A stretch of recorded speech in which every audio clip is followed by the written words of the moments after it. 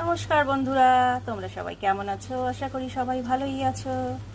এই দেখো, আমি কাতলা মাছ ভেজে তুলে নিয়েছি, আর এদিকে এই যে মশলা কষাচ্ছি।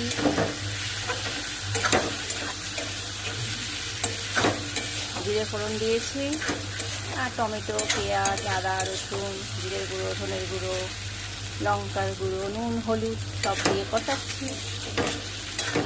কষানো প্রায় হয়ে গেছে, এবার ঝোল দেবো।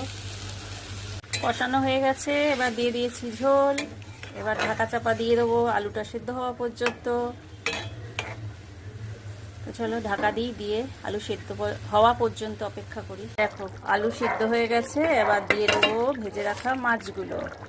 দিয়ে আবার একটু ভালো করে নেড়ে ছেড়ে দিয়ে আরও কিছুক্ষণ রাখবো সিদ্ধ হওয়ার জন্য।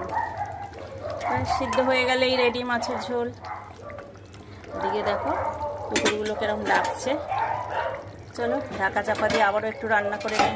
তো এই দেখো বন্ধুরা, রেডি হয়ে গেল কাতলা মাছের ঝোল। কেমন হয়েছে? ভালো হয়েছে? কেমন হয়েছে একটু কমেন্ট করে জানিও বন্ধুরা। হ্যাঁ, আর কার কার কাতলা মাছের ঝোল এভাবে খেতে ভালো লাগে অবশ্যই বলো।